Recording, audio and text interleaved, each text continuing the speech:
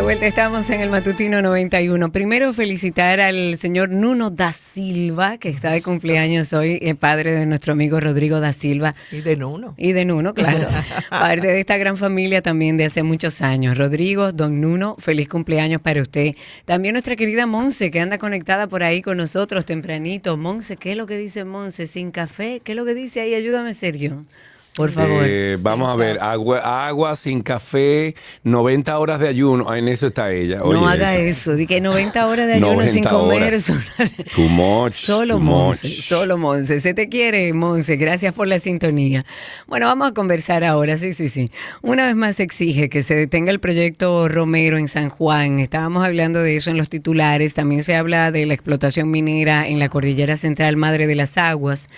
Para entender un poco por qué esta movilización, qué fue lo que pasó, recibimos a nuestro amigo, abogado político, además presidente de Opción Democrática, José Horacio Rodríguez, que está aquí para que nos dé un poco de luz con respecto a eso y entendamos por qué la movilización. Buen día, José Horacio. Muy buenos días.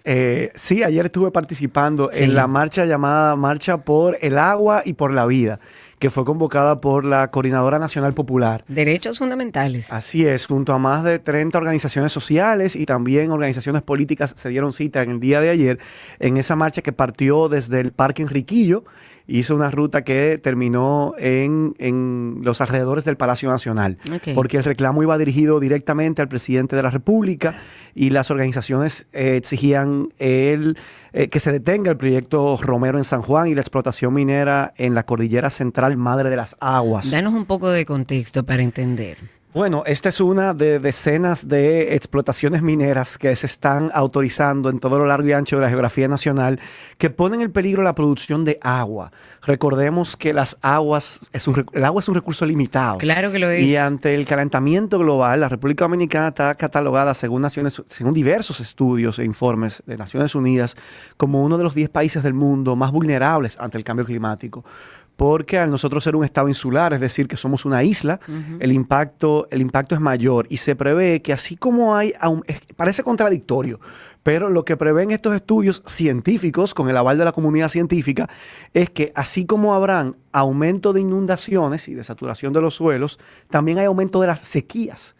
Y entonces esa circunstancia significa que nosotros como país tenemos que tomar las previsiones del lugar para poder, y esto es parte de lo que formaba el manifiesto del día de ayer, las previsiones para poder garantizar la capacidad de producción de aguas para el consumo humano, pero también para el consumo agrícola, para nosotros poder garantizar ser un país con soberanía alimentaria, es decir, que produce los alimentos que necesita para su demanda nacional y que no dependamos de las exportaciones de alimentos que producen en otros países, que nos hace un país mucho más vulnerable. En el día de ayer fue muy bonito ver esa marcha porque había tanta diversidad, gente que se trasladó de toda la geografía nacional. Por ejemplo, conversaba con una organización que se llama los Centinelas del Este, que tiene base en Monteplata, y ellos decían sobre las amenazas que hay en diferentes puntos de la provincia de Monteplata a sus ecosistemas, en Peralvillo, en Vallaguana, en diferentes puntos donde ellos estaban marchando por sus propias causas, pero así habían otras organizaciones del sur que marchaban por el tema de la Laguna del Cabral, que se encuentra ahora mismo seca, sin agua.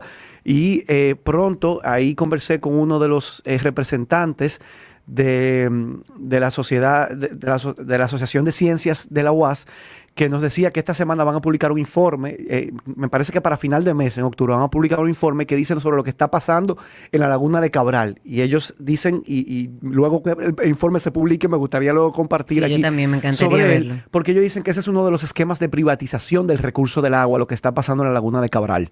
Entonces hay que prestar atención a ese tema.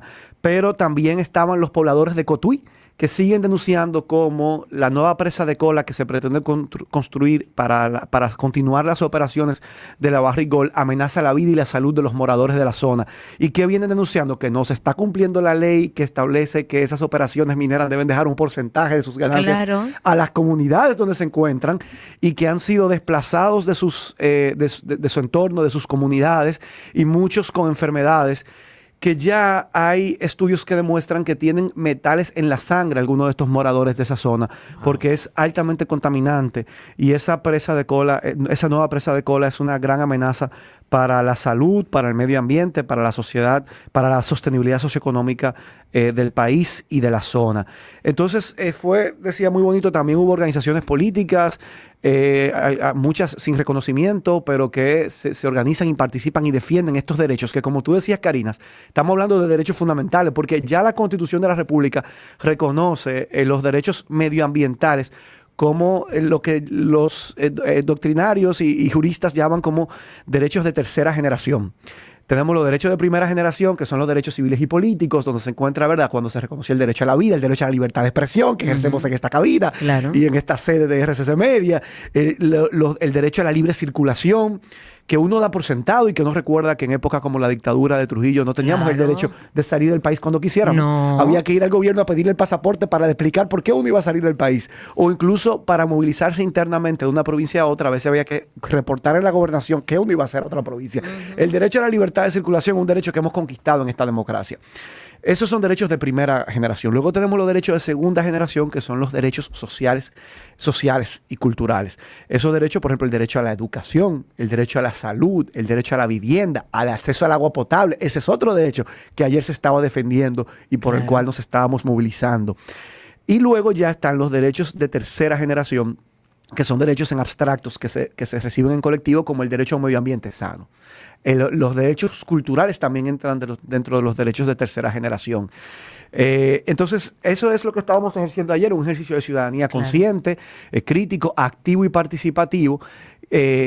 Cientos, si no quizá miles de personas, yo creo que habían ayer, que de todo el país, porque pude comprobarlo, del este, del sur, de la región del Cibao, que hacían el llamado, que estaban convocando para un paro regional en octubre, a finales de octubre. No, y vemos que se unieron varios de diferentes puntos, porque lo que quisiera entender es qué piden ellos, más allá de si esos permisos fueron dados de forma contraria, si esas construcciones no deben realizarse o pudieran hacerlo, pero bajo ciertos criterios. O sea, ¿qué exige la población? Hay una mezcla de todo. Yo creo que sobre todo era un llamado de atención a la amenaza que tienen los ecosistemas en toda la geografía nacional. Porque en cada uno de esos puntos podría darse una situación distinta. Algunos sin permisos, otros con permiso, pero que no se hizo un estudio de impacto ambiental, otro que se trata del tema de la privatización del agua. O sea, en cada caso puede ser distinto, pero sí que se encuentran bajo amenaza los ecosistemas, el medio ambiente a nivel nacional, y fue un llamado en sentido general a la acción. Yo tengo aquí el manifiesto que puedo citar, parafrasear en algunos puntos. Lo más importante que tenemos ahí. Exacto, ahí habla de que un sistema realmente democrático se supone que es el pueblo el que manda. Entonces ellos hacen un llamado a una participación de las comunidades en la autorización y los permisos que está previsto en la ley de estas operaciones mineras. Que decían, por ejemplo, los Centinelas del Este, que se hizo unas vistas públicas sobre la posibilidad de la instalación de una nueva presa de cola, pero que en lugar de consultar a la ciudadanía, a la demarcación sobre su opinión, sobre su parecer, sobre cómo esto le afectaría, básicamente era informativo, y ellos sentían que era simplemente para informar lo que se va a imponer. Entonces, que no había, como se establece en la ley, una verdadera consulta. Debe haber una consulta. Una imposición. Entonces, ahí hablan de basta de abusos, hablan de corrupción, de privatización, de desalojos, de ejecuciones policiales, de violencia. Pero José Horacio, eso no es nuevo. No. Nada de lo que usted está diciendo es nuevo. Eso es como el plato de todos los días aquí en República Dominicana. Lo que acaba, esa línea de cosas que tú acabas de decir una tras otra, eso es lo que vivimos todos los días. Así es, tienes razón, Sergio. Y por eso dice el titular del manifiesto del día de ayer, dice: la población dominicana no aguanta más abusos. Wow, sí, ya. Porque de eso se trata. Es simplemente más abusos en todo el territorio nacional, y una manera de ese segmento del pueblo decir basta ya de tantos abusos. El manifiesto cierra de la siguiente manera: el agua, la vida, los derechos de las mujeres, niñas, niños, jóvenes, envejecientes, personas con discapacidad y sectores discriminados, así como la soberanía de la nación, están por encima del afán de lucro de las corporaciones multinacionales y de las élites políticas corrompidas. Si no se escucha la voz del pueblo, será inevitable la rebelión contra los abusos y los privilegios. Y es firmado por decenas de organizaciones, como le decía, la Coordinadora Popular Nacional, la Red Socioambiental Nacional, el Suroeste Unido por el Agua y la Vida, la Coalición por una Seguridad Social Digna, Coalición Podemos, Coalición Socioambiental en Defensa de la Sierra, Articulación Nacional Campesina, entre otras un largo decenas. Etcétera. Y qué bueno que se hayan unido. No puedo dejarte ir, y hablando de este tema, José Horacio, ¿Qué tú opinas de lo que está pasando con el tema del phone y las fundas plásticas, lo que establece la ley, lo que se está haciendo y la vista gorda que se hace el gobierno con respecto a esto? Porque ni siquiera hablan sobre el tema. Me parece irresponsable y grave. Y por eso la ciudadanía, yo insisto, que tenemos que ser proactivos, que tenemos que dar a escuchar nuestras voces. Este fue un reclamo de muchos años. De hecho, hubo una gran decepción cuando se aprobó la ley de residuos sólidos porque no se logró todo lo que eran las expectativas de los grupos ambientales. Y lo poco que se logró, entonces ahora se llegan a cumplir. Exacto. O sea, en su momento dijimos, pero es que es mucho tiempo para trabajar la transición del phon a un material más respetuoso con el medio ambiente, pero igual pasó el tiempo, que ya era mucho, y estamos viendo que se supone que era el 2 de octubre, ¿no? Era José Horacio. Al 2 de octubre se supone que ya no íbamos a ver más phon, que usted iba a ir al supermercado y no iba a tener fundas gratis plásticas, y sin embargo es como si eso no existiera. Sí, como si eso no existiera. Y uno de los puntos que hizo que esa ley se dilatara y se retrasara su aprobación era precisamente ese plazo. Claro. Porque los grupos, ¿verdad?, que estaban más comprometidos con la defensa del medio ambiente exigían que no, que fueran 2 o 3 años máximo. Finalmente quedó en 5. Pasaron los 5 años porque esa ley se aprobó en el año 2020. Claro. Ya estamos en el 2025, entonces tenía un plazo de entrada en vigencia de 2 meses. Por eso ahora en octubre que se cumplía su aprobación. Y entonces ahora uno ve como que la ley está escrita tinta escrita sobre papel y luego ninguna y no voluntad política para hacerla cumplir. Y no hay ninguna cabeza, ningún líder de este gobierno que diga, espérense, lo que estamos haciendo, por lo menos decir, espérense, que lo que estamos buscándole la vuelta es, señores, no puede ser que el descaro sea tan grande, que tengamos una supuesta ley que establece que al 2 de octubre usted no iba a ver más phon ni fundas plásticas en los supermercados, que ya fue una gran conquista, dándoles un plazo lo suficientemente saludable como para que hagan la transición, y simplemente el gobierno se hace de la vista gorda. Y que si la hay, debe cobrarse por ella. Una tarifa eso adicional. fue lo que se estableció. Como una manera de incentivar que, ¿verdad?, quienes vamos a consumir llevemos nuestras propias bolsas reusables. Señores, yo tuve la oportunidad de vivir un año en Bélgica, en el año 2006, hace 19 años, con un programa de intercambio.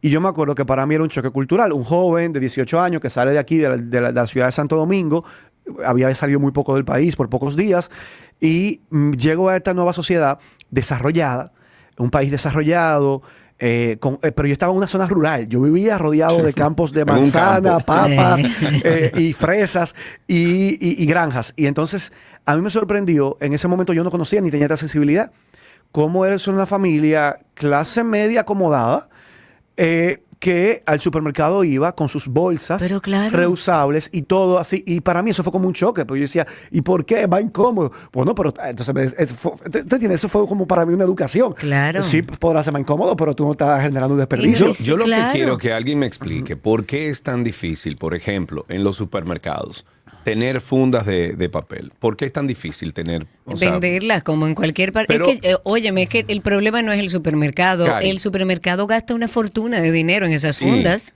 Pero oye, el supermercado no quiere darlas. Ahora, si no a... tiene un gobierno donde todo el mundo esté igual, porque no puede un supermercado decir, yo no doy más fundas porque el otro está en ventaja. Bueno, entonces. Pero ahí voy. Yo estuve en Colombia el miércoles, y el miércoles en la noche mi socio y yo fuimos a comprar cosas para el desayuno, etcétera. Y cuando estábamos en la fila, estábamos perdidos con el tema de la funda, porque de repente en un colmado, oye bien, un colmado, eso era una cosita así. No te la dan.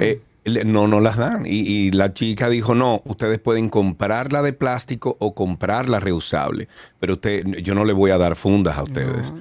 Y entonces compramos una funda de plástico porque no vivimos en Colombia, no íbamos a cargar con eso, pero tuvimos que dar dinero por eso. Ahora, yo pregunto, de verdad, ¿qué tan difícil es que el mercado, por lo menos de supermercado, se mueva al tema de la funda de Pero es que así papel? lo establece la ley, así debieron hacerlo. Es más, ellos a esta altura debieron haber hecho un plan educativo y de promoción, porque así lo establece también esa normativa, para que la gente se fuera acostumbrando a que no iba a recibir fundas gratis. Y lo grande es que los recursos están ahí. Claro. Algo que, por ejemplo, nosotros hemos criticado mucho es el alto la gran cantidad de recursos públicos que se gastan en publicidad y propaganda. Claro. 10,000 millones de pesos al año se está gastando este gobierno. Y yo digo, óyeme, que un porcentaje, pero que un porcentaje de esos recursos se inviertan, porque sería una inversión, no sería un gasto, en concientización, en sensibilidad, en generar educación a la ciudadanía sobre estos temas. Vamos poquito a poquito cambiando la realidad. ¿Entiendes? Claro. Porque esto requiere de... No es solamente que la ley lo diga. Yo creo que para que lo abracemos hace falta esa sensibilidad en la ciudadanía, que entendamos cómo esto nos impacta, cómo esto nos afecta, cómo si cambiamos esta cultura podemos vivir en un país más bonito. Claro, más sostenible. Otra experiencia, señores. Yo en el año 2018 visité Haití. Y a mí lo que más me chocó, porque nosotros vemos a Haití como algo que está muy presente en el debate, en el diálogo, en la conversación, pero que conocemos muy poco realmente. Sí, es así. Y a mí lo que más me chocó de estar del otro lado de la isla era la basura. ¡Wow! Me duele ver una capital de un país que parece un vertedero. Sí. Es triste. A cielo abierto. El Puerto Príncipe parece un vertedero a cielo abierto. Y yo dije, wow, que nosotros nunca lleguemos hasta ahí. Pero si uno transita las carreteras de este país, todo el borde de la carretera está llena de basura. Sí. Todo entero. Y si te vas a las playas también, y a cualquier playa también te encuentras. Yo me la paso recogiendo plásticos. Y la verdad que el tiempo se nos hace corto, José Horacio, pero eso es atraso. Y la verdad es que duele y preocupa el silencio de un gobierno frente a este tema. Ojalá y algún supermercado dé el ejemplo y digo, usted sabe que el gobierno no me está obligando, pero la ley así lo establece. Yo a partir de mañana no doy más funda y voy a educar a mi población, a los que vienen a comprar a mi supermercado, porque evidentemente desde el gobierno parece que por lo menos por lo pronto no piensan hacer ni decir nada. Gracias, José Horacio. Siempre. Un placer tenerte aquí. Son las 7:20 en el matutino.